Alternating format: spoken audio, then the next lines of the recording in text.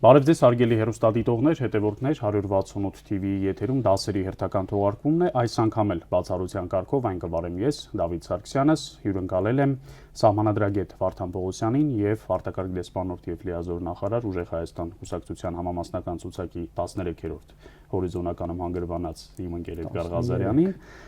եւ այսօր կփորձենք հասկանալ, ուրվագծել, պատկերացնել, թե ինչ կարող է լինել հունիսի 8-ին Հունիսի 7-ին բոլորս մեր քաղաքացիական պարտքն ենք կատարելու, գնալու ենք տեղամասեր եւ ընտրելու ենք արժանիին։ Իսկ ավելի կոնկրետ փորձելու ենք ազատվել այս աղետաբեր վարչախմբից մի բան, որի անհրաժեշտության մասին մենք խոսում ենք վերջին տարիներին, հատկապես վերջին 5-6 տարում։ Բայց շատ կարևոր է հասկանալ, թե ինչ տրամաբանությամբ է պետք քվեարկել, որ երկրում իշխանափոխություն լինի։ Մեր բոլորի կամ շատերի մղումը դա է, բայց չոր հաշվարկում մենք լավ չենք պատկերացնում, թե այդ ձայները ինչպես են վերածվելու ընդդիմադիր ուժերին տրված քվեի, ապա եւ վերջնարդյունքում բերելու իշխանափոխության եւ այդ հարցում այսօր մեզ պարոն Այկ Պողոսյանը եւ Ղազարյանը կօգնեն։ Եկեք նախ սկսենք պարոն Այկ մի կարևոր արձանագրումից, այն որ շատ կարևոր է մասնակցության ցուցանիշը, մասնակցայնությունը, այսինքն այն թե որքան մարդ կգնա տեղամաս։ 2021 թվականին այդ ցուցանիշը ցավոք 50%-ից էլ պակաս էր։ Եվ մենք ցավալիորեն ստացանք մի իրավիճակ, երբ 100,000-ավոր մարդկանց անտարբերության պայմաններում վարչախումբը կարողացավ վերարտադրվել եւ ստանալ ցավոք նույնիսկ սահմանադրական մեծամասնություն։ Հիմա անհրաժեշտություն կա մարդկանց բացատրելու, որ տեղամաս չգնալու ուղիղ արդյունքը լինելու է վարչախմբի վերարտադրությունը։ Ես տեսնում եմ, որ փաշինյանական քարոզիչները շատ ակտիվորեն ասում են, որ եթե այս իշխանությանը դեմ եք, ապա որևէ այլ արժանի ուժ չկա, մի գնացեք։ Եվ Փաշինյանն էլ է կարծես դա ասում, իրեն հաջողվել է ընդհանուր առմամբ քաղաքական համակարգից տոտալ հիասթափություն առաջացնել։ Դուք համաձայն եք ինձ հետ, ճիշտ է այդ եզրահանգումը, որ նախ եւ առաջ պետք է մարդկանց կոչ անել, գնալ տեղամաս, սա այն նվազագույնն է, որ պետք է անել։ Երկրորդ քայլին արդեն կանդրադառնանք հաջորդիվ։ Այո, միանշանակ, որովհետեւ չգնալը ուղղակիորեն աջակցություն է այսօրվա ռեժիմին։ Եթե դու չես գնում ընտրատեղամաս եւ միևնույն ժամանակ դժգոհ ես այսօրվա կառավարությունից, այսօրվա վարչապետից, այս ամբողջ ապօրինություններից, ինչը կատարվել է մեր երկրում, դու չես կարող քեզ քո խիղճը հանգստացնել նրանով, որ ես քաղաքականությամբ չեմ զբաղվում, ես չեմ վստահում Նիկոլ Փաշինյանին, ես դժգոհ եմ նրանից, բայց միևնույն ժամանակ ես չունեմ մի տեխնացու, որի օգտին ես կցանկանայի քվեարկել, եւ դրա համար ես մնում եմ տանը։ Եթե դու այդպես ես մտածում, սիրելի ընտրող, ուրեմն դու իրականում պաշտպանում ես Նիկոլ Փաշինյանին, որովհետեւ Նիկոլ Փաշինյանը ընդդիմության համեմատ ունի ճակերտավոր առավելություն, որ ինքը կարող է վարչական ռեսուրսը օգտագործել, ինքը կարող է բազմաթիվ այլ լծակներ օգտագործել իր ընտրազանգվածին տանելու ընտրատեղամաս եւ քվեարկեցնելու իր օգտին, բայց ընդդիմությունը բնականաբար նման լծակներ չունի։ Եվ հետեւաբար, եթե դու դժգոհ ես այսօրվա կառավարությունից, հարգելի ընտրող, դու պետք է մասնակցես ընտրությանը եւ մասնակցելու ժամանակ արդեն առաջանում է երկրորդ հարցը, թե ինչ անել, ինչպես կողմնորոշվել, բայց ես կարծում եմ, որ խնդրի այդ մասին դեռ կանրադառնանք։ Միանշանակ է նաև, որ եթե դու գնում ես ընտրատեղամաս ու որևէ մեկի օգտին չես քվեարկում, այլ ասում ես բոլորին դեմ եմ եւ ոչնչացնում ես բոլոր այդ ընտրական փաստաթղթերը եւ ծրարը, դու նորից վերադառնանք իմ առաջին պնդմանը, աջակցում ես Նիկոլ Փաշինյանին, որովհետև տեսեք, ընտրական օրենսգիրքը թույլ չի տալիս, որ դու գնաս եւ ոչնչացնես ընտրական փաստաթղթերը, հա? Եթե դու գնացել ես ընտրատեղամաս, դու ըստ էության գնացել ես քվեարկելու նպատակով, ընտրություն կատարելու նպատակով։ Դու ստանում ես այդ քվեաթերթիկները բոլոր ընտրություններին մասնակցող կուսակցությունների եւ դաշինքների եւ արդեն քո ընտրությունը կատարում ես որևէ մեկ կուսակցության օգտին, այդ ծրարի մեջ դնելով քո նախընտրած կուսակցության կամ դաշինքի քվեաթերթիկը, դրանով դու վավերական ընտրություն ես կատարում։ Բայց եթե դու գնում ես ընտրության եւ նման ձայներ կան, որ գնացեք ընտրության եւ բոլորին դեմ ինչ որ գործողություն արեք, ասենք փչացրեք քվեաթերթիկը, գրառումներ կատարեք եւ այլն, ըստ էության դու նորից նպաստում ես Փաշինյանի վերարտադրությանը, որովհետեւ որևէ տարբերություն չկա, թե դու մնացել ես տանը քվեարկության օրը, թե գնացել ես ընտրատեղամաս ու ըստ էության ընտրություն չես կատարել։ Ընտրության արդյունքները որոշվում են վավեր քվեաթերթիկների քանակությամբ, Եվ որևէ դեպքում չի կարելի անվավեր դարձնել սեփական քվեաթերթիկը, չի կարելի։ Ես մի հավելում անեմ, որ այստեղ նայեք ինչ վիճակ կա հիմա, էլի քաղաքական զարգացումները։ 18 թվականից սկսած Նիկոլ Փաշինյանի ռեյտինգը ոչ թե սոցհարցումների, այլ քվեարկության արդյունքների նվազում է։ Օրինակ 18 թվի Երևանի ավականու ընտրությանը իրանք Երևանում ավելի շատ ձայն են հավաքել, քան 18 թվի ազգային ժողովի ընտրությանը Երևան քաղաքում։ Արդեն պակասել է։ 21 թվի ընտրության ազգային ժողովի Երևան քաղաքում իրանք ստացել են 4.5 անգամ ավելի քիչ ձայն, քան ստացել են 18 թվականին։ Այսինքն կայուն իջնում է իր իրական ազդեցությունը։ Հիմա եկեք կանգնել այն ինչ-որ մի մակարդակի վրա, չէ՞։ Այդ այն մակարդակն է, որը կոնստանտ է։ Հիմա ինքը ինչ քարոզություն էլ որ անում է, իր նկատմամբ վստահությունը չի մեծանում։ Այսինքն իր կերած բիբարը քաղցր է թե կծու, դրանից իր ռեյտինգը այլևս չի բարձր, մնացել է մի թվի վրա։ Հիմա այս պարագայում ինչի է կարևոր ընտրողների մասնակցությունը, որովհետև իր ընդդիմադիր մերոնք երբ որ մասնակցում են քվեարկության մեծ թվով ընտրողներով, իր այս թվի տեսակարար կշիռը փոքրանում է, այդ որ մենք ասում ենք այսքան տոկոս, այնքան տոկոս, այդ ինչից է հաշվում այդ տոկոսը։ Մասնակիցների թվից։ Եթե մասնակիցների թիվը մեծ է, իր ստաբիլ ունեցած ընտրողների թիվը, այդ ընդհանուր մասնակիցների թվի մեջ կտրուկ պակասում է։ Եթե մասնակիցների թիվը քիչ է, իր ընտրողները գնաց են դրել, իրանը մեծ է։ Դրա համար մենք նաև օբյեկտիվ իրավիճակ ունենք, ասենք օրինակ Հայաստանի քաղաքացիներ կան, որ արտերկրում են ապրում, չէ՞, Միացյալ Նահանգներում ապրում, կրթության նպատակով գտնվում է Եվրոպայում, Ռուսաստան գնացել է սեզոնային աշխատանքի, այսինքն կամ մարդիկ կան անկողնային հիվանդ են, մեր ցավոք սրտի շարժական քվեատուփ չկա, որ այսինքն տեղամաս գնալը պարտադիր է քվեարկության, օտարերկրյա դեսպանություններում մենք քվեարկություններ չի կազմակերպվում, այսինքն միակ ձևը այն հետեւաբար եթե օբյեկտիվորեն կան մարդիկ, որ ֆիզիկապես չեն կարող գնալ, գոնե ով հնարավորություն ունի առանց բացառության պետքա գնան,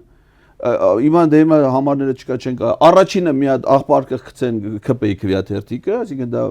կոնկուրսից հանեն դուրս,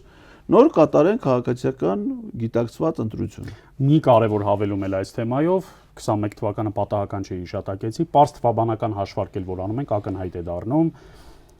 2021 թվականին եթե 50%-ից պակաս մասնակցություն կար, ձգտում էր 50%-ի, հիմա եթե 5-6-7%-ով ավել մասնակցություն լինի, այսինքն օրինակ 55-ից 57%, ես իրատեսական թիվ եմ ասում, նույնիսկ 60% չեմ ասում, որը կարծես թե մենք ունեցել ենք մինչև 64% մասնակցությամբ ընտրություններ Հայաստանում։ Բայց նաև վերջին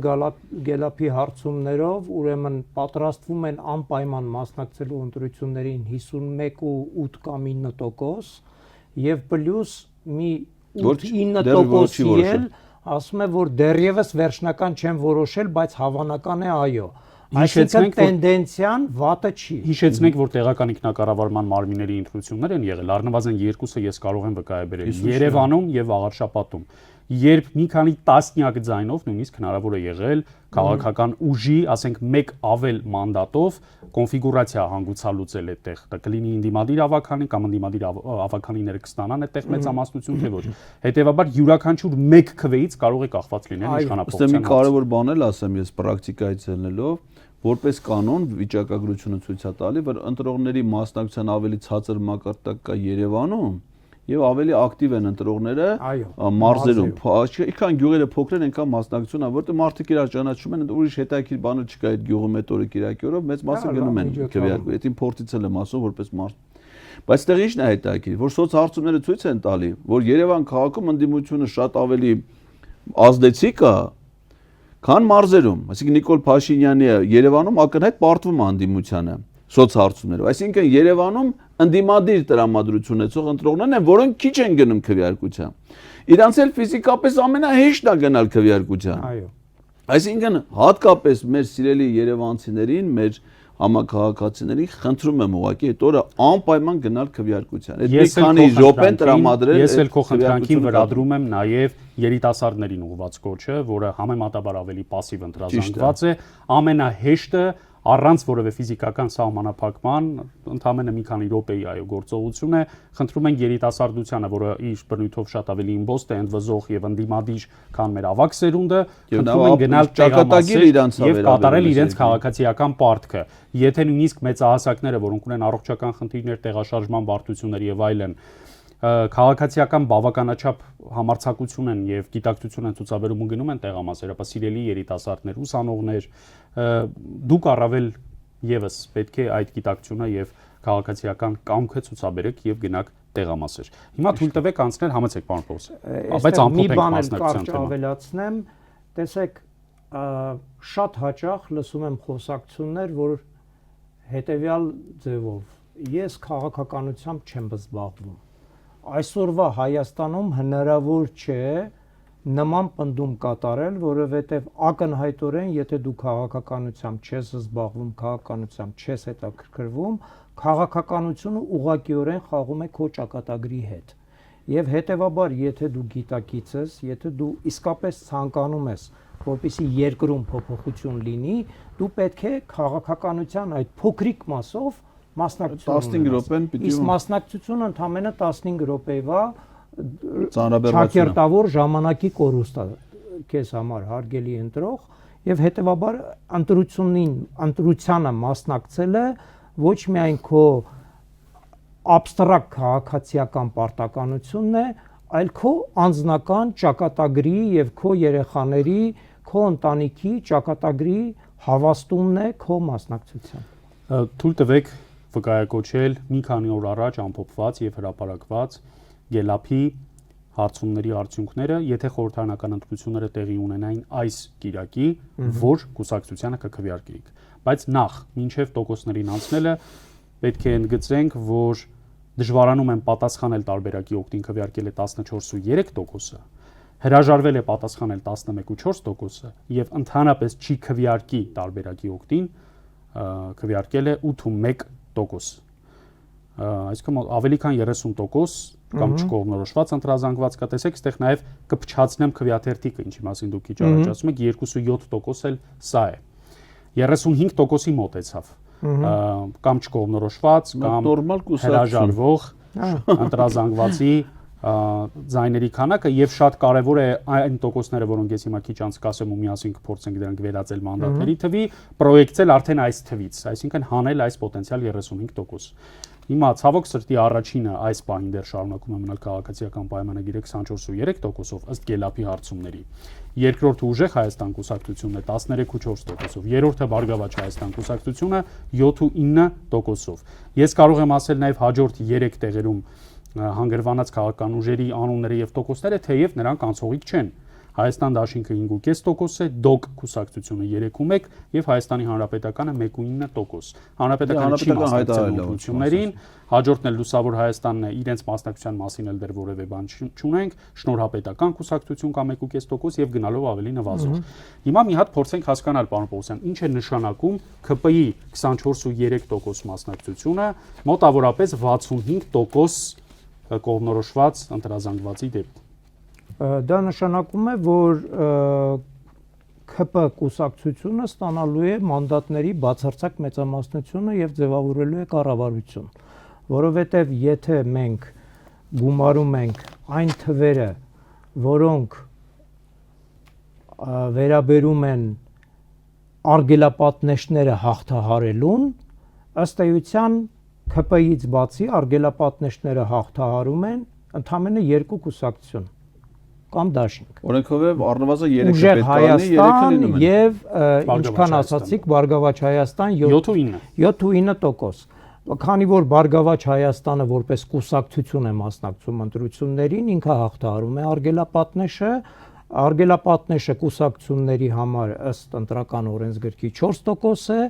եթե դաշինքների համար տարբերակված է, եթե դաշինքը Մինիմումը 8։ մինչև 3 կուսակցություններից է 8% է, եթե 3 կուսակցությունից ավել կուսակցություններ են կազմում դաշինք 10% է։ Հիմա ձեր վերած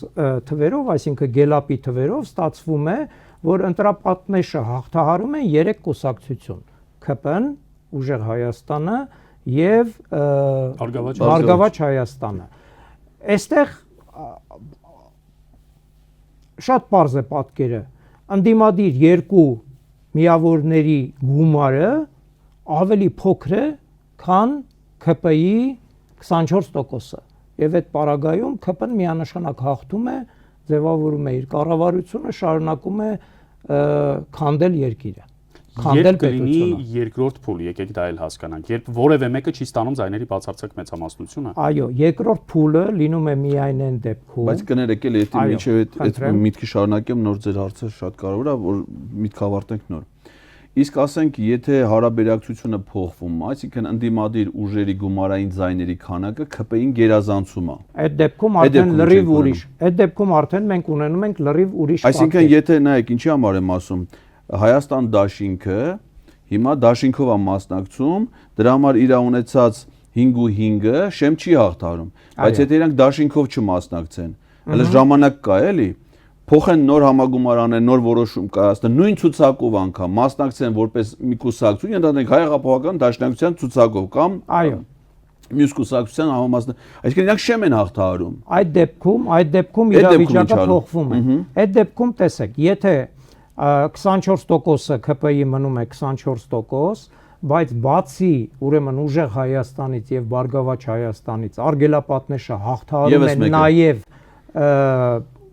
Ռոբերտ Քոչարյանի գլխավորած կուսակցությունը կամ դաշինքը, կարևոր չի, կարող է դաշինքով էլ լինի, չգիտեմ, ռեալիստական չի, դրա մասին չեմ ուզում հիմա խոսել, կարևոր չի, եթե երրորդ ընդդիմադիր ուժներն է հաղթում եւ այդ 3 ընդդիմադիր ուժերի գումարը, ձայների, վավերական ձայների գումարը ավելի շատ է, քան ՔՊ-ի 24%-ը, այն փոշիացումների հետևանքով ի վերջո մանդատների բաշխմամբ այո, այդտեղ արդեն իրավիճակը փոխվում է եւ այդտեղ կա երկու նախապայման։ Առաջինը, որ պետք է գումարը լինի այնպիսին, որպիսի այդ 3 կուսակցությունները համատեղ ունենան ազգային ժողովի մանդատների առնվազն 52% պլյուս 1-ը։ Ահա, եթե իրենք ունեն 52% պլյուս 1, ապա այդ դեպքում ընտրական օրենսգիրքը նախատեսում է, որ այդ 3 կուսակցությունները կարող են որոշակի ժամանակահատվածում բանակցությունների միջոցով գալ համաձայնության կոալիցիա կազմելու մասին։ Մի ճշտող հարց, պարոն Պողոսյան, մանդատների թիվը մենք ելնում ենք 101-ից, այսինքն սահմանված նվազագույնից։ Այո,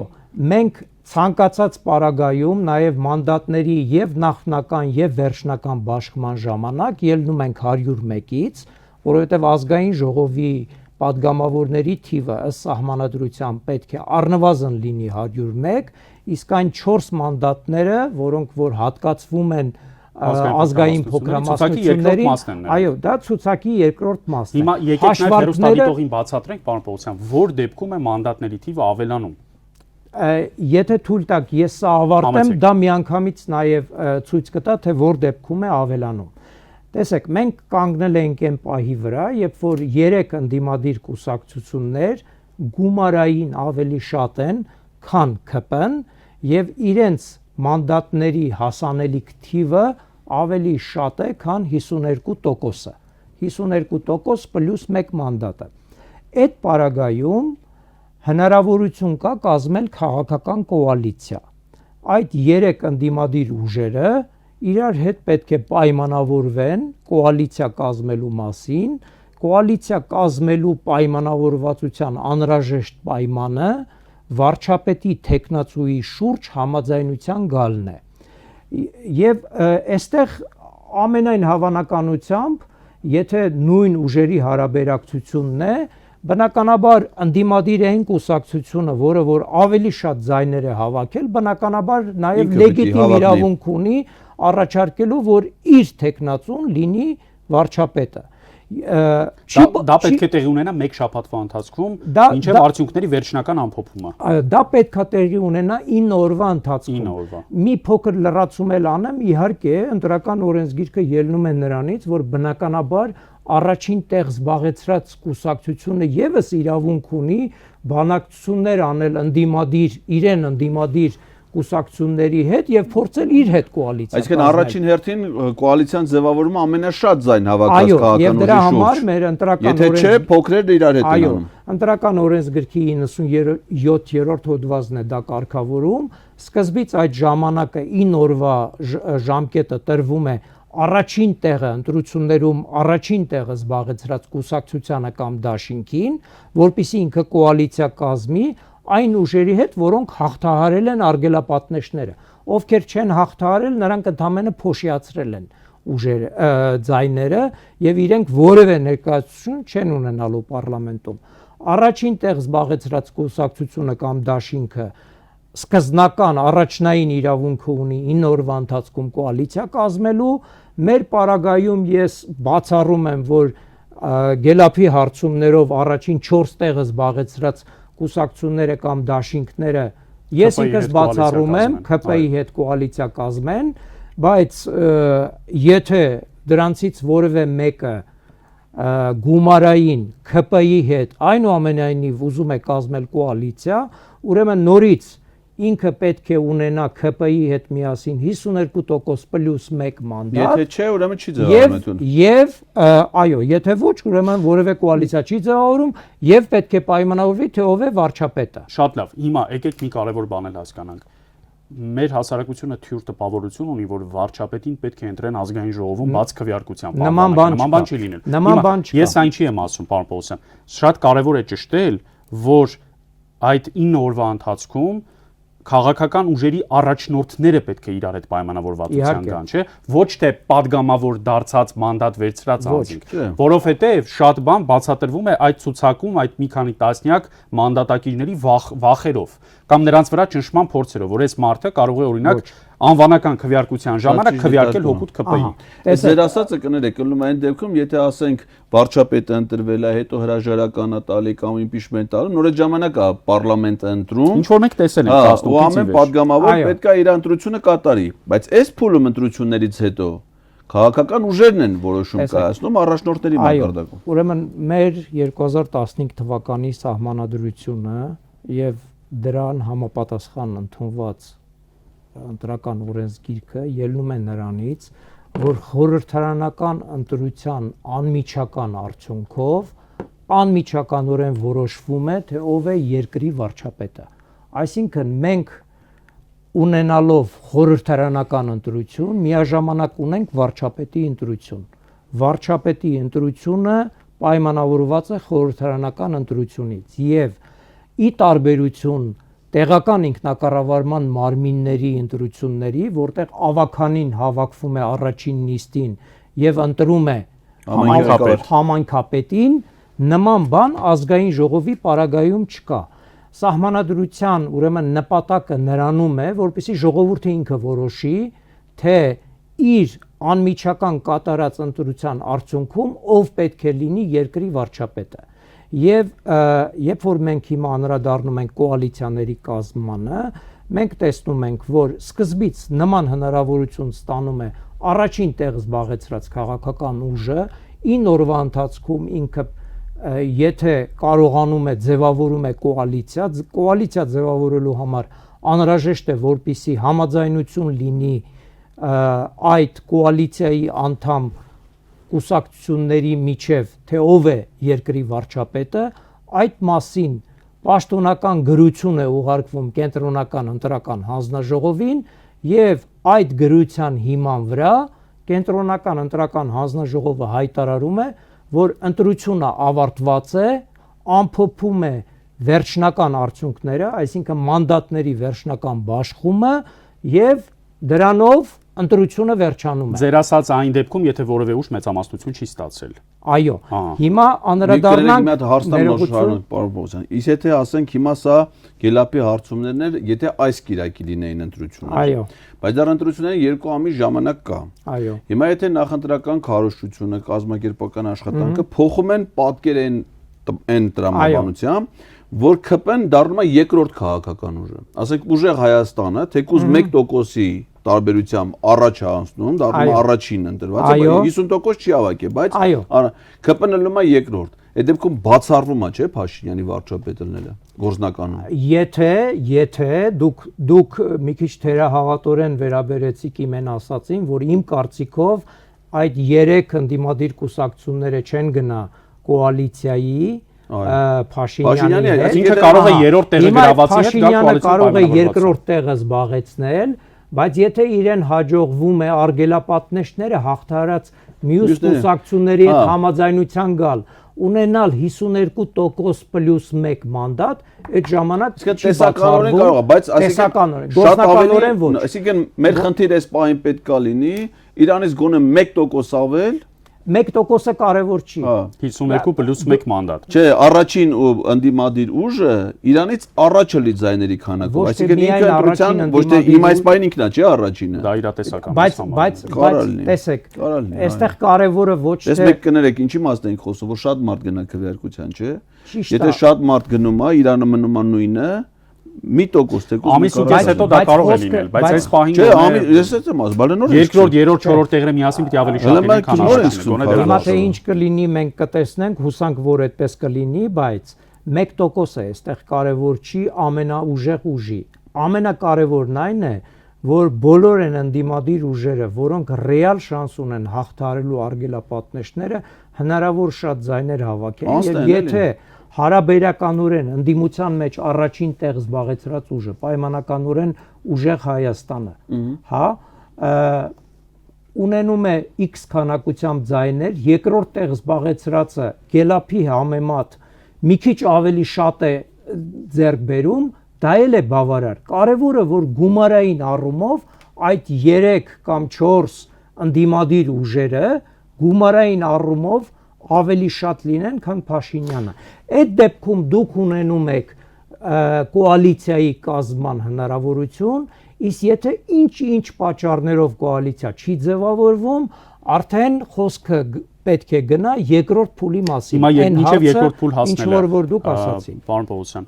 9 օրը, որը առաջին տեղը գրաված ուժը օգտագործում է այլ ուժերի հետ ենթադրյալ կոալիցիոն բանակցությունների համար, մյուս ուժերն էլ կարող են օգտագործել, չէ՞։ Բոլորը բոլորի հետ կարող են օգտագործել։ Առաջին հերթին եթե շատ կոպիտ ասենք, որ ուժերը իրար հետ առաջինը կոալիցիոն պայմանավորվածության եկան, իրենք էլ կազմում են կառավարություն, այդպես է ստացվում։ Այո, տեսեք, ընտրական օրենսգիրքը այդ առումով շատ է մանրամասնեցրել, ընդ որում դա տեղի է ունեցել 2021 թվականի փոփոխություններից հետո, դրա կարիքը ես չեմ տեսնում, որովհետև տրամաբանությունը ճակերտավոր ընտրական օրենսգիրքի 97-րդ հոդվածի այն է, որ սկզբից առաջին տեղ զբաղեցրածը 9 օրվա ընթացքում բանակցում է, հետո այդ 9 օրը, երբ որ լրանում է, իրենք չեն կարողանում կոալիցիա ստեղծել, այն մնացած ուժերն են կարողանում 9 օրվա ընթացքում նոր այդ բանակցությունները վարել։ Բնականաբար այն ամենասկզնական 9 օրվա ընթացքում էլ ընդդիմադիր ուժերը կարող են միանգամից համաձայնության գալ, ու ընդ որում խնդիրը փակվում է։ Էլ արդեն 9 օր այսինքն հունիսի 8-ին արդեն կարելի է այդ հարցը իրար մեջ լուծել։ Չափազանց ձևականացված է այդ process-ը, բայց հիմա դա է, այսինքն այդ 9 օրվա առաջին 9 օրվա ժամկետը լրանալուց հետո հաջորդ 10-րդ օրը, եթե ընդդիմադիր կուսակցությունները հայտարարում են, որ իրենք համաձայնության են եկել վարչապետի տեխնացուի շուրջը եւ այդ ուրեմն ընդդիմադիր ուժերի գործադիր մարմինները համապատասխան որոշում են կայացնում, եթե 3 ընդդիմադիր ուժեր են կոալիցիա կազմում, այդ 3 ընդդիմադիր կուսակցությունների գործադիր մարմինները առանձին որոշում են կայացնում քաղաքական կոալիցիա կազմելու մասին եւ նշում են, որ վարչապետը այսինչ մարտն է, Դրանով ըստ էության ընտրությունը վերջանում է։ Իրենք դա ներկայացնում են։ Իրենց ցուցակների առաջի համարները, թե կարող է այդ դեպքում արդեն վարչապետի տեխնացուն չլինել։ Կարող է ընդհանրապես ընտրական ցուցակում այդ անձը չլինի։ Կարևորը որ այդ վարչապետի տեխնացուն պետք է բավարարի Սահմանադրության 148-րդ հոդվածի պահանջներին։ Եվ այդ պարագայում արդեն ընտրական հանձնաժողովին, երբ որ գործադիր մարմինները այդ կուսակցությունների ներկայացնում են կոալիցիայի վերաբերյալ ձևավորված որոշումը վարչապետի տեխնացուով, կենտրոնական ընտրական հանձնաժողովը պարտավոր է որոշում ընդունել, ուրեմն ընտրությունների ավարտի մասին, այսինքն վերջնական արդյունքների ամփոփման մասին, որով որ ընտրական գործընթացը արդեն վերջնական մանդատները բաշխում են եւ հանձնաժողովը ձևավորվում։ Այսինքն առանց կոալիցիայի չի լինի։ Տեսեք, եթե մեկ սրանք սիրում են ասել, օրինակ Գյումրի 2, ես այն չի եմ ասում, կան ուժեր, որոնք ասում են, օրինակ մեր ձայնը կտանք այս ուժի վարչապետի տեխնացուի, թե մեկ պարզեցինք, որ ձայն տալու ինստիտուտ չկա։ Ձայն տալի ինստիտուտ չկա, տեսեք մեխանիզմը հետեւյալն է։ Երբ որ ընտրությունները ավարտվեցին, առաջին փուլի ընտրությունները, եւ ընդդիմադիր մենք ելնում ենք 3 ուժերի ուրեմն կոալիցիա կազմելու կանխավարկածից։ Այդ 3 ուժերը համաձայնության են գալիս կոալիցիա կազմելու մասին իրենց գործադիր մարմինների միջոցով։ Ըստ էության յուրաքանչյուր կուսակցության գործադիր մարմինը, վարչությունը կլինի, խորհուրդը կլինի, այլ անվանում կարող է ունենալ։ Մշտապես գործող իրենք որոշում են ներկուսակցական բարձրագույն մշտապես գործող մարմինը դա է, դրա համար համագումար չի հավաքվում, դրա համար իրենց падգամավորական տեխնացուները չեն նստում քվեարկում, այլ կուսակցության ղեկավար մարմինն է որոշում թե գնալ կոալիցիայի, թե չգնալ կոալիցիայի գնալու պարագայում ում շուրջ է համաձայնություն ձևավորվում վարչապետի տեխնացուի հետ կապված։ Եթե այդ համաձայնությունը կայացվում է, ընդհանրապես արդյունքները ներկայացվում են կենտրոնական ընտրական հանձնաժողովին եւ կենտրոնական ընտրական հանձնաժողովը ընտրական օրենսգրքի 97-րդ հոդվածի 3-րդ մասի համաձայն որոշում է կայացնում ազգային ժողով ընտրվելու մասին։ Այսինքն վերջնականորեն բաշխվում են մանդատները, ամեն ինչը հստակ երևում է, թե որ կուսակցությունը կամ դաշինքը ազգային ժողովում ինչքան մանդատներ ունի։ Ես ճիշտ եմ, չէ, հասկանում եւ մեկ ամիս առաջ ձեզ հետ միասին դա քննարկել ենք Հարևան տաղավարում, պարոն Պողոսյան, որ առնվազն մինչեւ օգոստոսի 2-ը ցանկացած ելքի դեպքում Նիկոլ Փաշինյանը շարունակելու է մնալ Հայաստանի վարչապետ։ Այո, եթե ինքը հրաժարական չտա։ Ահա, դա անվստահություն կլինի հայտնել այդ ընթացքում։ Տեսեք, անիմաստ է դառնում այդ անվստահություն հայտնելը, Բայց իրավաբանորեն կարող է։ Իրավաբանորեն իհարկե կարող է, բայց նկատի ունեցեք, պարոն Ղազարյան, որ խոսքը գնում է դեռ հին ազգային ժողովի մասին։ Հին ազգային պատգամավորները շարունակում են իրենց լիազորությունների կատարումը։ Նրանք հունիսի 8-ին կարող սկսեն իմպիչմենտի գործընթաց եւ ամբողջությամբ։ Իրենք կարող են մինչ այդ եւ հետո էլ։ Շատ լավ, այդ կարող։ Հիմա որևէ սահմանափակում եկեք հասկանանք նաեւ այն խնդիրները, այն ականները, որ հունիսի 8-ից մինչեւ օգոստոսի 2 ընկած ժամանակահատվածում կարող են լինել։ Այդ կոալիցիոն բանակցությունները իշխանության բռնաճնշումների արդյունքում կարող են պարզապես խաթարվել։ Ընդդիմադիր առաջնորդների, ընդդիմադիր կուսակցությունների ներկայացուցիչների նկատմամբ կարող են բռնաճնշումներ լինել, որովհետև եթե կուսակցությունների ղեկավար մարմիններն են որոշում ընդունելու, ոչ թե 3 առաջնորդները, այլ յուրաքանչյուր կուսակցության ղեկավար մարմնում առնվազն 15 մարդ կա, եթե ոչ ավել։ Կուսակցություններ կան 50-60 հոգանոց վարչություններ ունեն։ Հիմա այդ մարդկանցից մի մասին հավաքագրելը, մեկուսացնելը, վախեցնելը, ահաբեկելը այս իշխանության համար խաղուպար է։ Բայց կուսակցության այդ գործադիր մարմինների անդամներին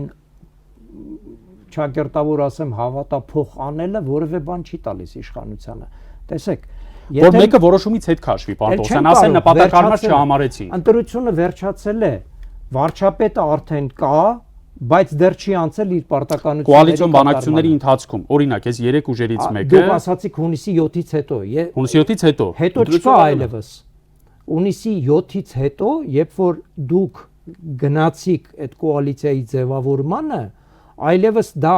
դրանց հավատափոխ անելը անիմաստ է դառնում։ Կոալիցիոն բանակցությունների ընթացքում, այդ 9 օրվա ընթացքում, եթե ընթացքում է տեղի ունենում, հա, այդ դեպքում հնարավոր են նման ճնշումներ եւ այդ պարագայում բնականաբար լրիվ ուրիշ հարաբերակցություն է ուժերի հարաբերակցություն է Իսկ ես մի առաջանալու։ բան, այդ դեպքում ասենք Բայց դա նորից եմ կրկնում, այն 9 օրվա եւ պլյուս 9 օրվա process-ի մասին է խոսքը։ Ես այն չեմ ասում, ես սա տեսական սցենար չեմ ասում, ես ուժերից, անցողիկ ուժերից մեկի առաջնորդի եւ ընդհանուր առմամբ այդ ուժի դիրքերը որոշակի առումով խոցելի են ու մեր քաղաքական պատմությունն էլ է դա վկայում։ Ես չեմ բացառում մի սցենար, որ կարող է վարչախմբի կողմից կոշտ պրեսինգի դեպքում հնարավոր լինել կոալիցիոն բանակցությունների տապալումը, հատկապես որ տարբեր ուժերի կողմից արդեն հնչում են այնպիսի պայմաններ, որ օրինակ կոնկրետ այս ընդդիմադիր վարչապետի տեխնացուի օգտին չենք քվեարկի։ Տեսեք, դա տեղի է ունենալու այդ 97-րդ հոդվածի առաջին մասի շրջակայքում, սահմաններում։ Եթե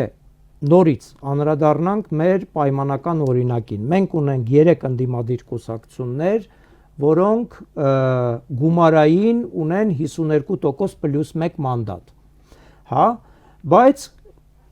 ՔՊ կուսակցությունը փորձում է այդ 3 ընդդիմադիր կուսակցություններից որևէ մեկին ճնշման, շանտաժի եւ այլնի միջոցով բերել իր կողմը։ Այդ դեպքում ՔՊ-ն հաջողության է հասնում մենակ այն դեպքում, երբ որ իրենց համոզում է, որ միանան իրենց ու կոալիցիա կազմեն ու համաձայնության գան վարչապետի շուրջը։ ՔՊ-ն կարող է խաթարել կոալիցիա կազմելու ընդդիմադիր կուսակցությունների ցանկությունը։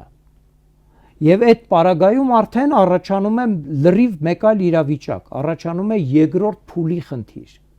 այլ ոչ թե 97-րդ հոդվածով սահմանված այդ երկու երկրորդ փուլում եթե մենք ԿՊ-ի մի ձայնի առավելությամբ էլ հաղթում ենք, միաձայն կառավարությունը հիմա երկրորդ փուլին եթե անդրադառնանք, որովհետև իմ կարծիքով ճիշտ կլինի, որպեսզի այդ հնարավոր ճնշումներ, խախտումներ, արտակարգ իրավիճակ, այն ամենը ինչը որ սպասելի է այսօրվա վարչապետից, մենք դա քննարկենք այն բանից հետո, երբ որ մենք մինչև վերջ հասցնենք մեր այս քննարկման տրամաբանությունը։ Մենք մինչև հիմա ասում էինք, որ պատկերացնենք 4 կուսակցություն կամ դաշինք հաղթահարել են արգելապատնեշները ու տարբեր տարբերակներ էին քննարկում։ Հիմա տարբերակներից մեկը այն է, որ կոալիցիա չձևավորվի։ Դուք էլ նոր ասացիք, որ հնարավոր է տարբերակ, որ 3 ընդդիմադիր կուսակցություններ համաձայնության չգան մեկ վարչապետի տեխնացուի վերաբերյալ ու բնականաբար այստեղ հարցը առաջանում, բա ինչ ենք անում այս դեպքում։ Այստեղ է որ առաջանում է երկրորդ փուլի անհրաժեշտությունը։ Երկրորդ փուլին մասնակցում են առաջին երկու տեղեր զբաղեցրած ուժերը։ Մյուսները պահպանում են իրենց մանդատները, անցողիկ չեմ հատած մյուս բոլորը։ Կանոնը հետևյալն է. առաջին փուլի արդյունքներով ձեռք բերված մանդատները որևէ ձևով չեն կարող կորել։ Եթե որևէ կուսակցություն հաղթահարել է 4% արգելապատնեշը, ասենք ստացել է 5%, 5 մանդատ։ Ուրեմն ինքը ունի համապատասխան մանդատ։ Եթե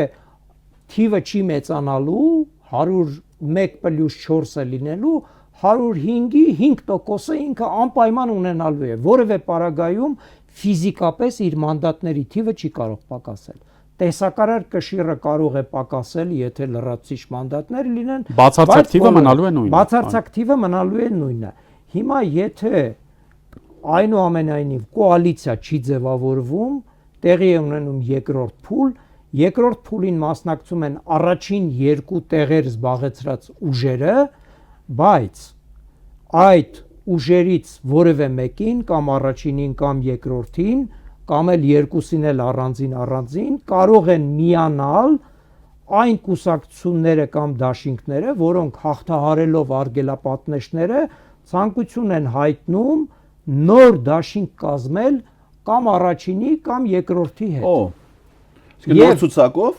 Չէ, ցուցակը չի փոխվում, ես դրա համար ասացի, որ աջակցություն են հայտնում այդ ուժերին։ Ես դրա համար ասացի, որ մանդատները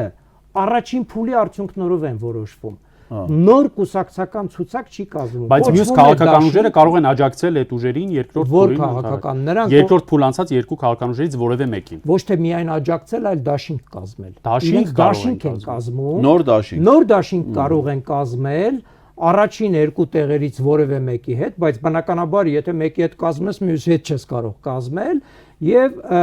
արդեն երկրորդ փուլի քվեարկության ժամանակ որոշվում է ընդամենը թե այդ երկու ուժերից, երկու դաշինքներից կամ ուժերից ով է ավելի շատ ձայն հավաքում, ով որ թեկուզ 1 ձայն ավելի շատ հավաքեց, նա տալիս է նրան այնքան մանդատ, որ ինքը ունենա մեծամասնություն Այո, պարլամենտում։ ինքը ունենում է առնվազն 52% պլյուս 1 մանդատ։ Մյուսը երկրորդ տեղ գրավածը չի կարող օրինակ խորհրդարանում երրորդ տեղը գրավածի հետ կոալիցիոն բանակցություններ սկսել։ Չէ, այստեղ արդեն կոալիցիայի հնարավորություն չկա։ Տեսեք, կոալիցիան վերաբերում է կառավարության ձևավորմանը։ Կոալիցիան կարող է լինել միայն առաջին փուլից հետո, երկրորդ փուլից առաջ։ Եթե երկրորդ փուլը տեղի ունենում, այլևս կոալիցիա չկա։ Երկրորդ փուլի արդյունքներում ով որ հաղթում է,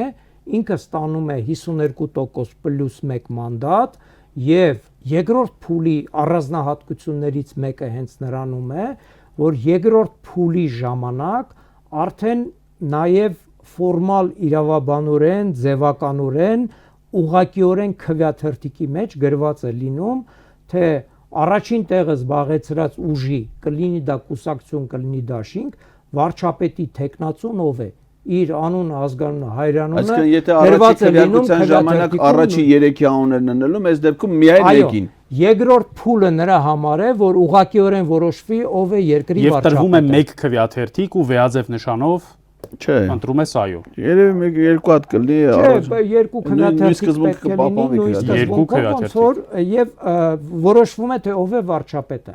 Հիմա պատկերացնենք երկրորդ փուլի հետ կապված, որ ստեղծվում է մի այնպիսի իրավիճակ, որ հաղթում է ոչ թե առաջին հարաբերականորեն առաջին տեղը զբաղեցրած կուսակցական դաշինքը, այլ երկրորդը։ Եվ երկրորդի հետ էլ որևէ մեկը դաշինքի մեջ էլ չի մտել, ասենք թե։ Պատկերացնենք, ստացվել է, նորից վերադառնանք մեր այն հին օրինակին։ 4 կուսակցությունը հաղթահարել են արգելապատնեշները, մեկը ԿՊՆ,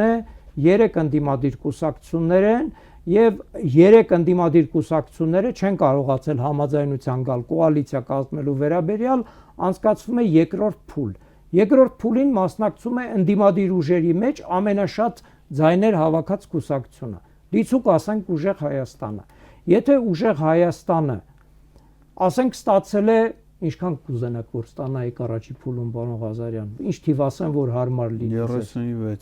36% ձայներ եւ 36% ձայներ ստացած Ուժեղ Հայաստան կուսակցության հետ որևէ մեկը երկրորդ եւ երրորդ տեղեր զբաղեցրած ընդդիմադիր ուժերը չեն ցանկանում կոալիցիա կազմել, երկրորդ փուլ է տեղի ունենում եւ եթե երկրորդ փուլում հաղթում է Ուժեղ Հայաստանը, իր առաջին փուլում ստացած մանդատների 36%-ը ավտոմատ դառնում է 52% պլյուս 1 մանդատ։ Այսինքն ստացվում է, որ Ուժեղ Հայաստան կուսակցությունը ստանում է լրացուցիչ մանդատներ, այնքան մանդատներ, որպեսզի իր մանդատների թիվը ընդհանուր հաշվով հավասար լինի 52% պլյուս 1 մանդատի։ Դրա առաստաղը սահմանված է մինչև քանիսը։ Ոչ, առաստաղ սահմանված չի, բայց մաթեմատիկորեն հնարավոր չի, որ ինչ որ մի թվից ավել 130-ից պայմանականորեն, չէ՞, դրանից ավել չի։ Ես հիմա թիվը չեմ կարող ասել, որովհետև մաթեմատիկական հաշվարկներ են դրա համար, բայց այստեղ արդեն ակնհայտ է, որ 130-ի կարգի էլ չի լինի, մի քիչ ավելի քիչ կլինի, ամեն դեպքում սա ես ուզում եմ հատուկ ընդգծել ցույց տալու համար, որ ընդդիմադիր ուժերը ավելի ողջամիտ, խելամիտ կլինեն, որպեսզի միանգամից առաջին փուլի արդյունքներից հետո գան համաձայնության կոալիցիայի վերաբերյալ, որովհետև առաջինը, երկրորդ փուլը ռիսկ է, որ չի լինի այդ հաղթանակը մեկ, եւ երկրորդը, եթե լինում է այդ հաղթանակը դիցուկ այս դեպքում Ուժեղ Հայաստանի համար, կորցնում են այն մյուս ընդդիմադիր երկու կուսակցությունները, իրենց մանդատները ֆիզիկապես պահպանում են, բայց տեսակարար կշիռը ակնհայտորեն նվազում է։ Միակ հնարավորությունը, պարոն Պողոսյան, ձեր խոսքից երկրորդ փուլի հետ կապված միակ դրական հնարավորությունը այն է, որ լայն կոնսոլիդացիա կարող է լինել, նոր դաշինք կարող է ձևավորվել ընդդիմադիր բոլոր հնարավոր ուժերից։ Եվ հատկապես եթե նման ծայրահեղ ձևով է դրվում ընտրությունը, այսինքն 49-51-ի կարգի է դրվում ընտրությունը, կարող է նույնիսկ առաջին փուլին չքվեարկածները գնան ու քվեարկեն երկրորդ փուլին։ Դրանն արդեն հաղթանակ այո, դա էլ կարող է։ Այստեղ նորից տրամաբանությունը նրանում է, որ երկրորդ փուլի պարագայում, եթե կոալիցիա չի ձևավորվում այս կամ այն ընդդիմադիր կուսակցության մեղքով, ըստ էության ընտրողը կարող է սանկցիայի ենթարկել այդ կուսակցությանը, որտեղ ընտրողն է որոշելու, եւ եթե ընդդիմադիր ընտրազանգված է, ես ելնում եմ նրանից, որ ցանկացած պարագայում այդ ընդդիմադիր ընտրազանգվածը նորից գնալու է քվեարկության երկրորդ փուլի ու ձայնը տալու է ընդդիմադիր ուժին։ Եվ դրա համար էլ այս ընտրական օրենսգիրքը ու սահմանադրությունը շատ ուժեղ խթան է ստեղծում միավորման համար այն ուժերի, որոնք ընդհանուր նպատակներ ունեն։ Եվ դա նաև լակմուսի թուղթ է, թե դու ինչքանով ես ընդդիմադիր, ինչքանով ես դու ընդդիմադիր հանուն նրա, որ լինի իշխանափոխություն, թե ինչքանով ես դու ընդդիմադիր, որովհետև դու ուզում ես անպայման, որ միայն դու շահես այդ ընտրությունները։ Շատ լավ, պարոն, ես առաջարկում եմ մեկ այլ կարևոր թեմայի անդրադառնալ ու նախ դրա քաղաքական գնահատականը լսել Էդգար Ղազյանից, ապա իրավական պարզաբանումը լսել պարոն Պողոսյանից։ Ես չկարդացի այն կուսակցությունների անունները, որոնք անցողիկ շեմը չեն հաղթում, եւ մենք վաղուց նրանց անվանում ենք ձայն փոշիացնող, բայց նրանք 10-ից էլ ավելին են։ Մենք տեսանք 2021-ի վատ նախադեպը, երբ 25 ուժից խորհրդարան անցավ ընդամենը 2-ը, երրորդը անցավ իրավունքի ուժով եւ փաստորեն 22 ուժ փոշիացրեց ձայները, խոսքը ընդհանուր առմամբ ավելի քան 250,000 ձայնի փոշիացման եւ մեծամասամբ փոշիացվել են ընդդիմադիր ձայները։ Այ հիմա դրան ենք անդրադառնում։ Էդգար, խնդրում եմ նախ մարդկանց բացատրես հնարավորինս հստակ եւ պարզ, թե ինչ է տեղի ունենում օրինակ դոկ կուսակցության, որը 3.1%-ն է, բայց անցողիկ չի այս բայի դրությամբ։ Խիստ ընդդիմադիր, հակափաշինյանական այս վարչախմբից ազատվելու պատրաստ ընտրողի հետ, որը շոշափելով, զգալով, տեսնելով հանրային տրամադրությունները, լավ հասկանալով, որ իր սատարած քաղաքական ուժը անցողիկ շեմը միևնույն է չի հաղթարում, բայց ինքը ուզում է իշխանափոխություն, գնում ձայն է տալիս այս ուժին եւ այդ ուժը չի անցնում խորհրդարան, ինչ է տեղի ունենում իր ձայնի հետ։ Ուրեմն շատ ճիշտ էր 21 թիվը, որովհետեւ այդ հիշատակումը քո կողմից, որովհետեւ 21 թիվը արդեն փաստ է։ Մենք դա ունենք, այսինքն եթե մենք մինչև հիմա խոսում ենք գելափի կանխատեսումների մասին, մյուրիշը ներկայացնում մյուրի սոցհարցումներ, կանխատեսումներ, դա դեռ սպասում է, կանխատեսում է, բայց 21 թվինը դա արդեն մաթեմատիկական ճշտություն է։ Ինչ ասում մաթեմատիկան, ես նախապես եմ բերել, 25 քաղաքական ուժեր են մասնակցել 21 թվի ընտրությանը, օրենքով սահմանված շեմը հաղթարել են 2-ը։ Պատիվ ունեմը անցավ իրավունքի ուժով։ Այսինքն սա ինչ է ասում, եթե դու քաղաքական ուժ ես, մասնակցում ես ընտրություններին, պետք է ունենաս քաղաքական պրագմատիզմ, չէ՞։ Իրավիճակը, եթե դու այդ ռեալ գնահատելու կարողությունը չունես, բայց դու ո՞նց ես ուզում պետություն ղեկավարես։ Եթե դու քաղաքական դաշտում լինելով քաղաքական process-ի մեջ, գիտես, որ քո անցնելու համար պետք է առնվազն 4%, ու դու չես կարող հաշվես, որ այդ 4%-ը չունես։ Դու ո՞նց ես ուզում երկիր ղեկավարես։ Այսինքն, այդ այնքան մինիմում բան է, որ դու պետք է հասկանաս։ Իսկ եթե դու այդ 4%-ը չունես, մասնակցեցիր, ասենք քո նկարը խփին պատերին։ Ավտոյով քշեցիր Երևան M2 միջպետական ճանապարհով, տեսար քո բացադիր նկարը։ Մի ամիս։ Մի հատ էլ գնացիր հմեկ բանավեճ։ Մի հատ էլ գնացիր հմեկ Պետրոսի մոտ հարցազրույցի։ 3 նախընտրական բանավեճ կա։ Մարդիկ նաև ուզում են այդտեղ։ Դա Պետրոսը պատրաստվի, կարող ես էլ դա։ Հիմա ասենք թե իմաստը որն է, գնացիր քո նկարը, տեսար ուրախացար։ Եթե դու չես շեմը, չես 4%-ը չես հաղթահարում, падգամավոր չես դառնում։ Նախ դու ինչ ես առհասարակ այդ process-ի մասը։ Դա համար պետք է նախապես գնաս, դες դա ասում եմ նաև իմ օրինակով։ Ես էլ եմ, չէ, քաղաքական գործընթացների մեջ այս տարիների ընթացքում ձեռք եմ բերել որոշակի ճանաչում, հեղինակություն։ Ու ես ինքս ինձ գնահատել եմ, որ եթե ես առանձին մասնակցեի ընտրությունների քաղաքական կուսակցություն ստեղծեի համախոհների, իմ կարծիքով ես 1% շատ լավ կլիներ, որ դες բան չէր լինի։ Բայց երբ որ մարդիկ հիմա լսում են, որ ես ուժեղ թիմի մաս եմ կազմում, համին նկատմամբ վստահությունը մեծանում, համին մասնակցությունը այդ թիմին մուլտիպլիկատիվ էֆեկտով օգուտ է տալի։ Ուսենց եթե շատ մարդիկ, դա համար հիմա պետք է քաղաքական ուժերը այդ իրատեսությունը, ոնց որ ես իմ կարծիքով ցուցաբերել եմ, նաև մյուսները ցուցաբերեն։ Հակառակ դեպքում ինչ է ստացվում, այսինքն ինչ ա եղել 2021 թվին, այն մյուս 22 քաղաքական ուժերի ձայների հետ, որոնք Շեմ չեն հաղթար, ընտրական օրենսգիրքն ասում է, յուրաքանչյուրին կողմ քվեարկած քվեների թիվը բազմապատկվում է 101-ով եւ բաժանվում է շեմ անցածների կողմ քվեների թվի վրա։ Այսինքն այն մարդիկ, ովքեր շեմը հաղթարել են, քո ձայնը դառնում է ԿՊ-ի ձայն։ Հիմա ասենք թե օրինակ այդ տեսանկյունից մեզ կարա անդիմությանը օգուտ տա հոպլոն։ Որովհետեւ իմ կարծիքով հոպլոյի օգտին քվեարկող մարդը երբեք մյուս անդիմադիր ուժերի օգտին չէր քվեարկել։ Իրական անդիմադիր ուժերի օգտին։ Իրական անդիմադիր Այսինքն ինքը Նիկոլի պոտենցիալ ձայնա տա։ Այդ առումով լավ է, թող գնա, թող փորձի։ Այո, բա օրինակ ես խնդրում եմ Արման Բաբաջանին անպայման մասնակցի Լևոն ընտրություն։ Շիրինյանին էլ համագումար ունի դրա։ Իրար հետ։ Իրաք ուզեն իրար հետ։ Չէ, բաժանվել են։ Լավ, դա անձնական հարցը չկա։ Հիմա ասենք թե նրանց խնդրում եմ, որ մասնակցեն։ Այսինքն նրանք, ովքեր պրոքսի են այս իշխանություններին, նույնիսկ խնդրում եմ, որ գնան մասնակցեն, որովհետև այդ դեպքում ստացվում է մենք նրանց փոշիացած ձայներից ինչ-որ մի բան կստանանք այդ դեպքում, երբ որ մինչև այդ հաստատ չէինք ստանալու։ Իսկ ահա այն մարդիկ, ովքեր դիրքավորված են որպես անդիմադիր գործիչներ, ասենք օրինակ ինձ համար շատ հարգարժան Արման Թաթոյանը, չէ՞։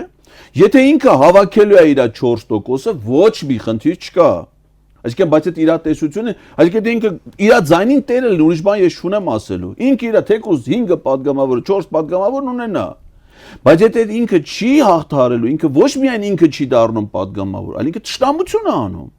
Ինքը իր քվեները, որ երբեք Նիկոլի, պատկերացնես Արմանին քվեարկող մարդը դա նիկես բան բացառվում է։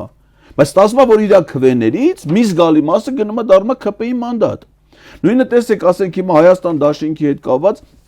ես թախանձագին խնդրում եմ իրանց։ Ասում եմ, եթե դուք թեկուզ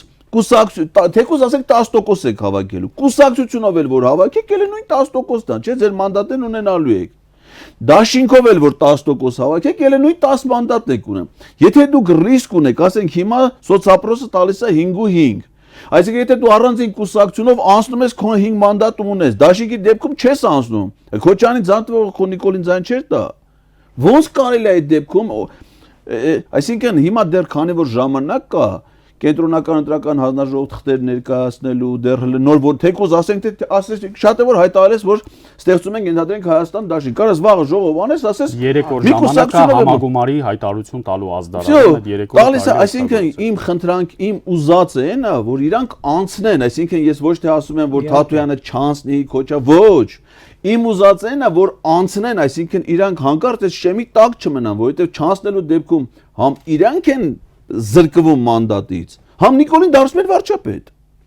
Իսկ այդ դեպքում երբ որ անցնում են, համ իրանք են ելնում падգամավոր, համ ընդդիմադիր կոալիցիան արդեն ոնց որ ներկայացրեց Պողոսյանը, ընդդիմադիր կոալիցիան է դա ընտրում վարչապետ։ Այսինքն մենք շատ պատասխանատու շրջան։ Եվ այդ դեպքում ասենք անհատական հատկանիշ, նախկինում դու դեսպանեցել ես, մարզպետեցել ես, թե նախագահ ես եղել, թե վարչապետ, 100-երորդական բան է այս ճակատագրական խնդրի համար։ Այսինքն ձայների փոշիացման կեսից ավելին գնում է վարչախմբին, եթե այդպես է ստացվում։ Ակնհայտորեն այդպես է, համենայն դեպս 21 թվականի ընտրությունների արդյունքները դրա մասին են վկայում եւ ես կարծում եմ, որ պարոն Ղազարյանը շատ ճշգրիտ ներկայացրեց, թե ինչ ողբերգական հետևանքներ են ունենալու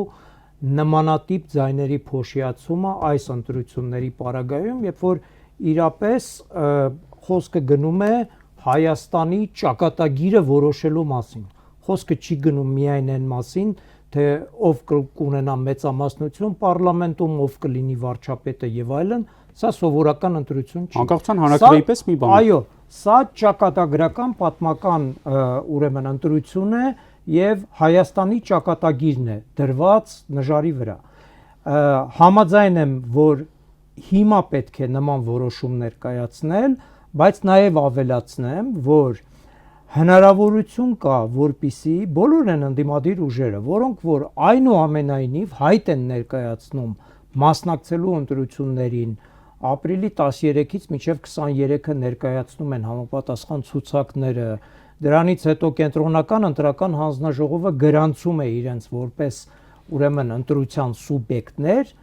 հնարավորություն կա, որպիսի բոլոր են ուժերը, որոնք իրապես ընդդիմադիր են, գան քաղաքական համաձայնությունների իրար հետ։ Քաղաքական համաձայնությունը ես հետևյալ կերպ եմ պատկերացնում։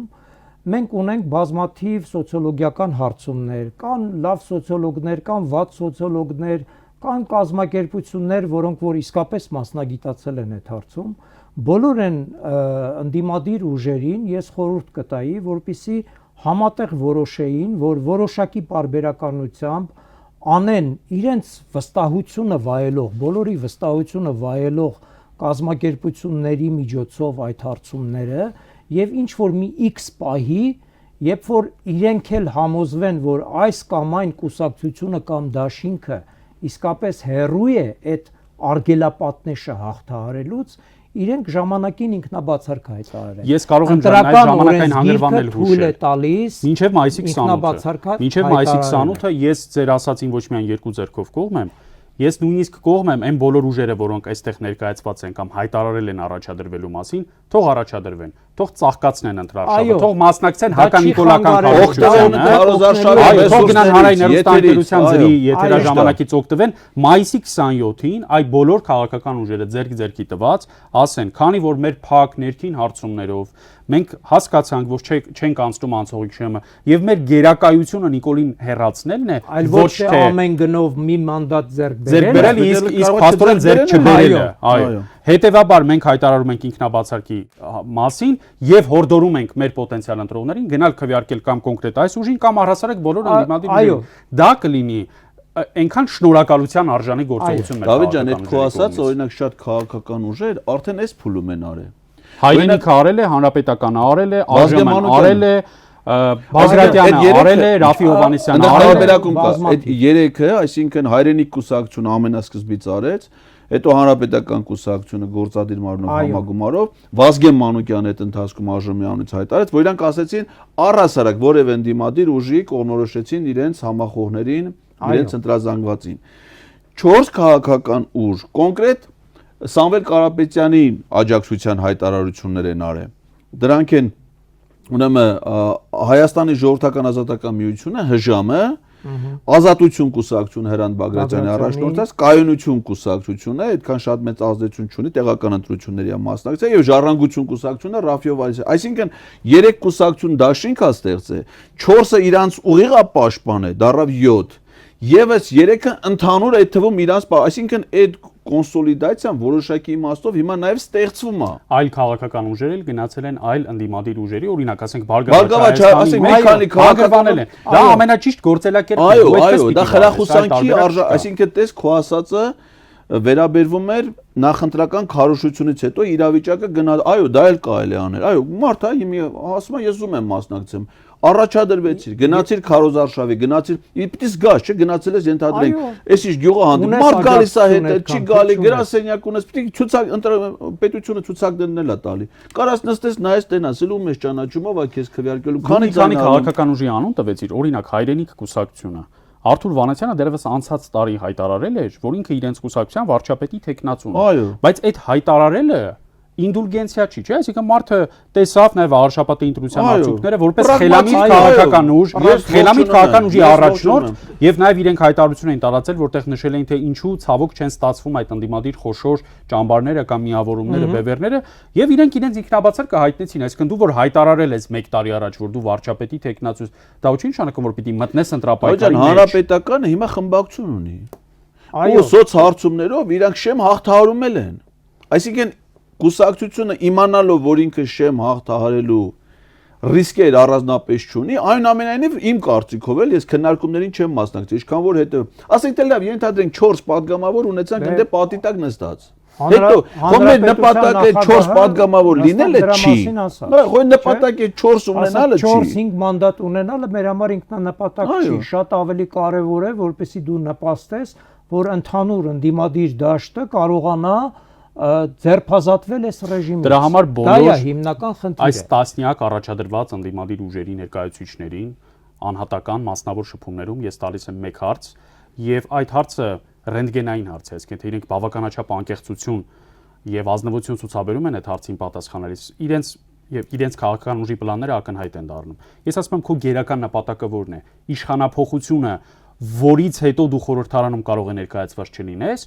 թե ընդդիմափոխությունը եւ դու կունենաս այդտեղ մի քանի մանդատ ու կունենաս ցավոք նույն անպատիվ կարգավիճակը, ինչ որ ունեն այսօրվա խորհրդարանական ընդդիմության տասնյակ ներկայացուցիչները։ Այսինքն մեզ ի՞նչ է պետք։ Մեզ պետքա խորհրդարանական երկու ընդդիմադիր խմբակցությունները անվանափոխել, թե մեզ պետքա Նիկոլին հանել կառավարության։ Դավիթ ջան, ամենահեշտը մարդ երբ որ ինքն իր վրա է, չէ՞ օրինակ բերում։ Օրինակ հիմա ասենք թե ես լսեցի, որ ես առաջադրված եմ որպես 13-րդ համար։ Ես իհարկե նախապես իմ համաձայնությունը տվել էի նաև падգամավոր լինելու, բայց ես անկեղծ ասած տեղյակ չեմ եղել, ինձ առաջադրելու են չեն որը համար, որտեւ իմ համար դա գիտես 100-րդական հարց է։ Ասենք եթե հիմա իմ անունը ցուցակում չլներ, ես ինչ պիտի Նիկոլի դեմ չպայքարեի։ Ես հիմա էլ падգամավոր չեմ, չէ՞։ Ես հիմա խո падգամավոր չեմ, բայց պայքարում եմ, չէ՞։ Հիմա մեր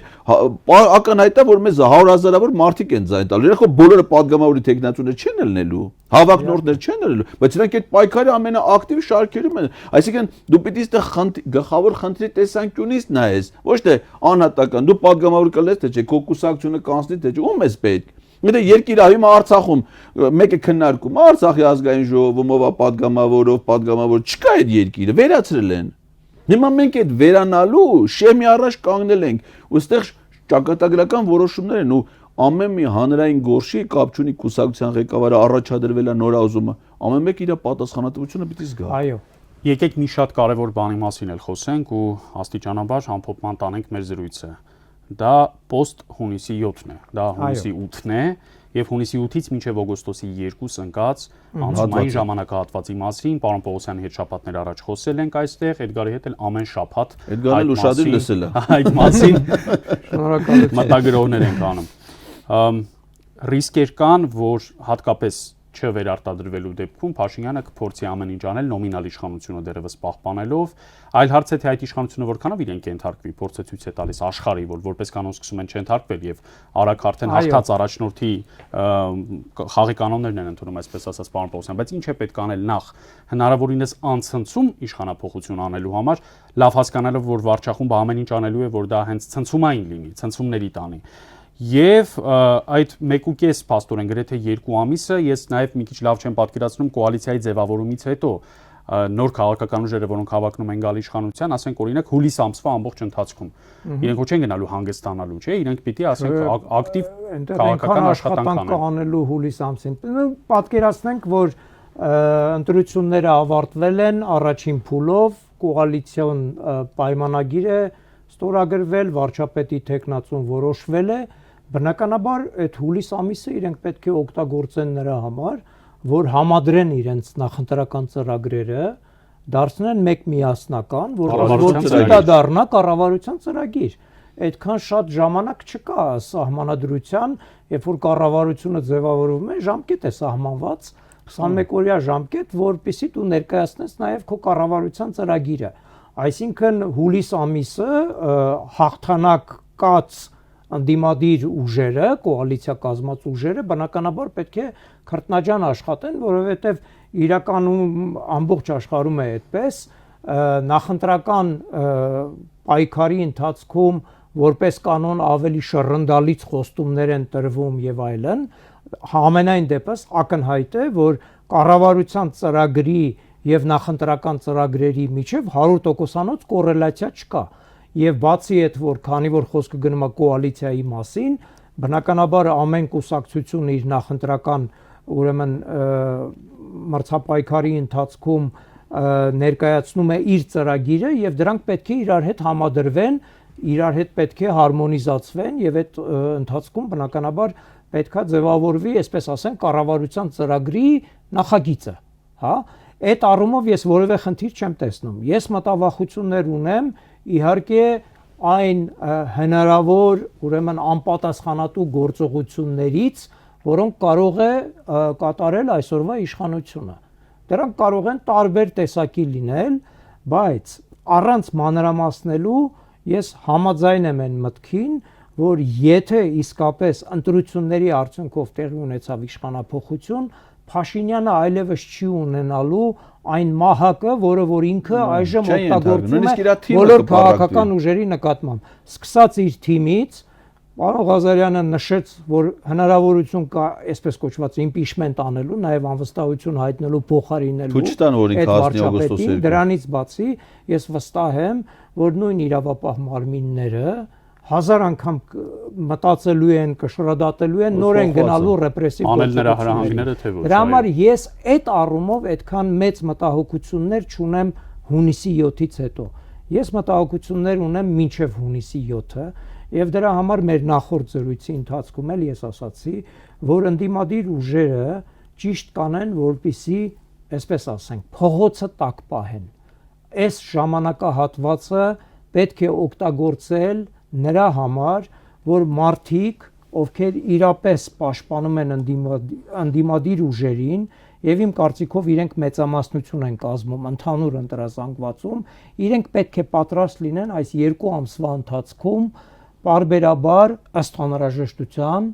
դուրս գալ փողոց, ցույց տալու, որ իրենք ուժ են։ Եվ հենց հունիսի 8-ին էլ պիտի պատրաստ լինենք դրան։ Հենց քվեարկության հաջորդ օրը պիտի դրան պատրաստ լինենք։ Իր ամբողջ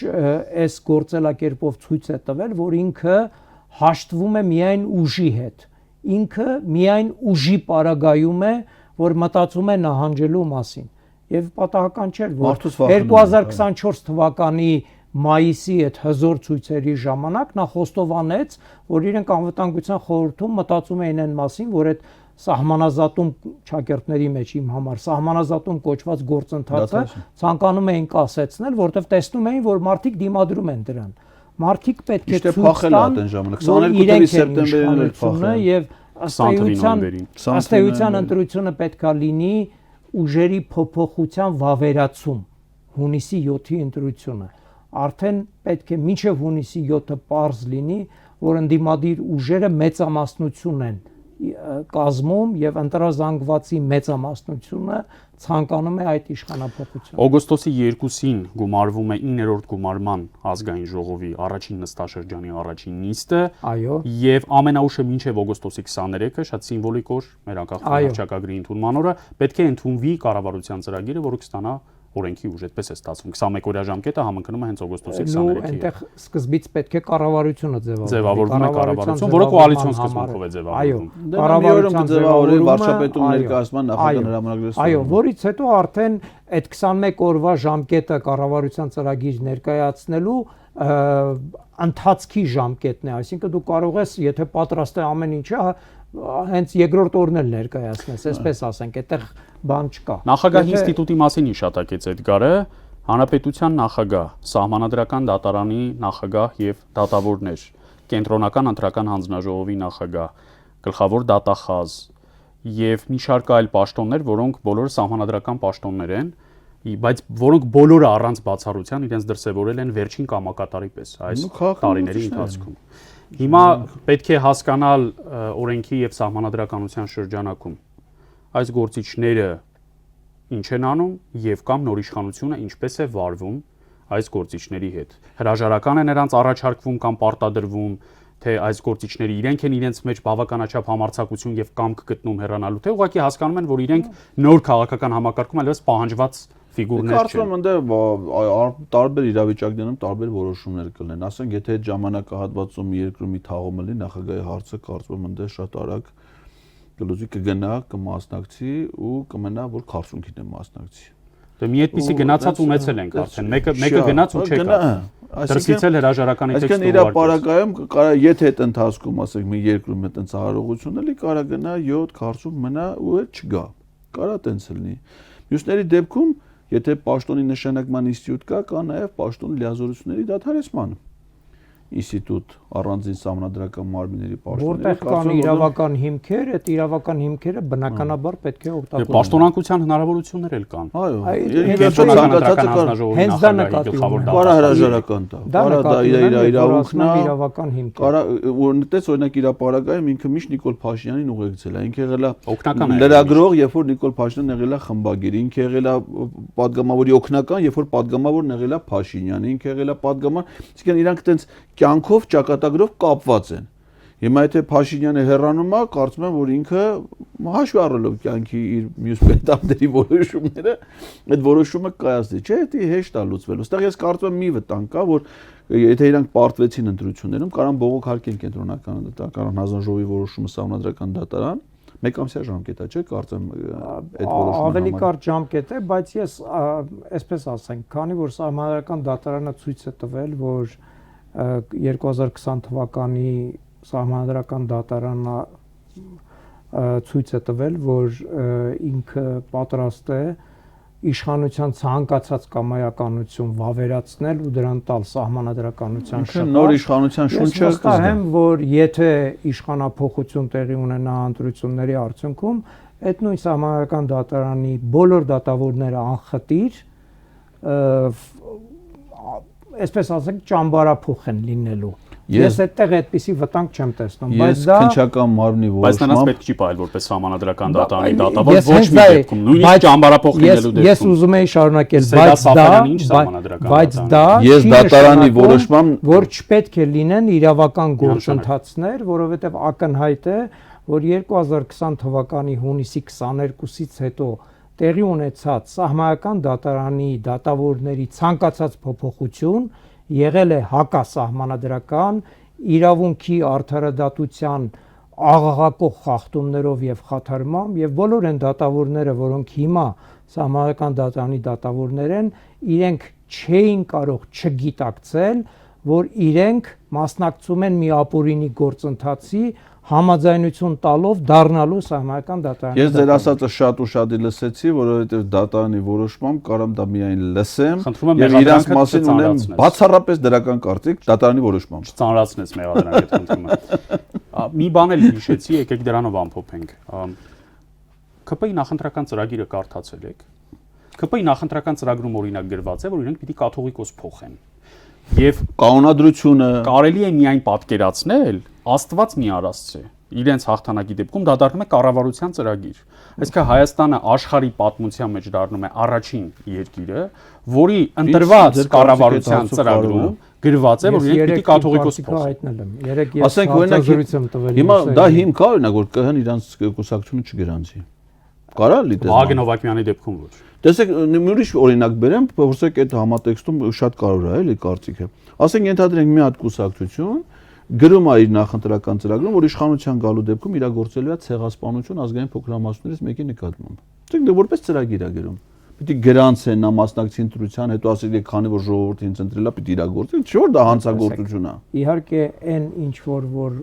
ԿՊ-ն արել է, լրիվ հակասահմանադրական է, ինչքանով քրեա իրավական հետևանքներ կան, չեմ կարող հիմա։ Բայց կարա դա հիմք լինի միայն այդ ծրագրային դրույթները պաշտոնապես ներկայացնելու դեպքում, որ հանձնաժողովը չգրանցի նրանց թե մենք որպես ընտրական գործընթացի մասնակից փորձենք վիճարկենք այդ։ Կենտրոնական ընտրական հանձնաժողովի իրավասության մեջ դա չի մտնում։ Ըստ ընտրական օրենսգրքի, որովհետև հստակ սահմանված է ընտրական օրենսգրքում, թե որ պարագայում կենտրոնական ընտրական հանձնաժողովը կարող է չգրանցել, կարող է անվավեր ճանաչել, սահմանադրական դատարան կարելի է դիմել, կորցրած ճանաչել։ Սահմանադրական դատարան դիմելուց առաջ պետք է լինեն այլ իրավական գործընթացներ։ Պետք է լինի քրեական գործի հարուցում, որովհետև իրենք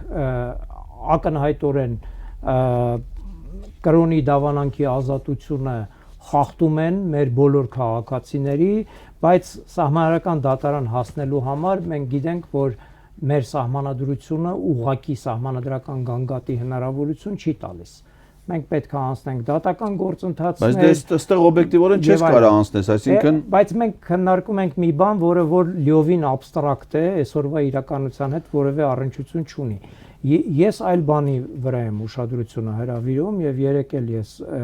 առիթ ունեցել եմ դրա մասին խոսելու, սա ցույց է տալիս, որ Փաշինյանի համար սահմանադրություն գոյություն չունի, սահմանադրությունը իր համար որևէ սահմաններ չի գծում, որովհետև ցանկացած տառաճանաչ մարդ կարդալով սահմանադրությունը առնվազն 3 հոդված, 6-րդ հոդված օրինականության սկզբունք, որով ցանկացած պետական մարմին պարտավոր է գործել միայն այն դեպքում, երբ որ լիազորված է սահմանադրությամբ եւ օրենքով, Սահմանադրության 17-րդ հոդված, որ կրոնական կազմակերպություններն ու պետությունը միմյանցից անջատ են, այսինքն աշխարհիկ պետության սկզբունք է ամրագրված եւ առավել եւս Սահմանադրության 18-րդ հոդված, որ հայաստանյաց առաքելական եկեղեցին ունի բացառիկ առաքելություն, այս բոլոր 3 հոդվածների համադրմամբ, ել չասած կրոնի դավանանքի ազատության մասին, հիմնական իրավունքը ակնհայտորեն վկայում է, որ որևէ պետական մարմին իրավունք չունի նման հարցերի շուրջ ընդհանրապես խոսակցություն ծավալելու։ Հիմա ԿՊ-ն իր կուսակցական ծրագրում նման ճակերտների մեջ բարեփոխման առաջարկներ է ներկայացնել այն ակնկալիքով, որ եթե ինքը վերարտադրվում է, եթե ինքը ստանում է մեծամասնություն, ապա իր կառավարությունը պետք է դրանք կյանքի կոչի։ Իսկ դա նշանակում է, որ ուղղակիորեն ՔՊ-ի ծրագիրը պարունակում է դրույթներ, որոնք որ բացարձակապես հակասում են եւ Հայաստանի Հանրապետության սահմանադրությանն եւ 2007 թվականի ուրեմն հայաստանյաց առաքելական Սուրբ Եկեղեցու վերաբերյալ Հայաստանի Հանրապետության օրենքի։ Շնորհակալ եմ պարոն Այկ այս կարևոր քննարկման համար։ Մենք փորձեցինք հնարավորինս ուղղորդել մեր ընտրողին, թե ինչպես է պետք ճիշտ էլեկտորալ վարկ դրսևորել հունիսի 7-ին եւ ինչպես է որքան կարևոր է նախ եւ առաջ գնալ ընտրատեղամաս 1 եւ երկրորդ կապիտալիզացնել սեփական ընդդիմադիր քվեն, որ այն որևէ դեպքում չծառայի Հոկուտ Փաշինյանի։ Կարճ հիշեցնենք, որ նախ պետք է գնալ տեղամաս, որևէ դեպքում չի կարելի փչացնել քվեաթերթիկը դարձնելով այն անվավեր, չի կարելի որևէ նշում անել։ Եվ պետք է ընտրել այնպիսի քաղաքական ուժի քվեաթերթիկ, որը անցնելու բացահայտ շանս ունի, այսինքն ընդդիմադիր ուժերի ֆավորիտներից է։ Հակառակ դեպքում շատ մեծ հավանականությամբ ձեր նախընտրած ընդդիմադիր ուժը կարող է չհայտնվել խորհրդարանում եւ անուղղակիորեն դուք կարող եք նպաստել այս վարչախմբի վերարտադրությանը։ Սա դասերի հերթական թողարկումն 168 TV-ի եթերում բացառության կարգով այն այսօր վարեցի ես Դավիթ Սարգսյանը, հյուրընկալել էի սահմանադրագետ Վարդան Պողոսյանին եւ արտակարգ դեսպանորդ եւ լիազոր նախարար, ոդկասթի իմ համահեղինակ եւ ընկեր Էդգար Ղազարյանին։ Այսքանը ցտեսություն։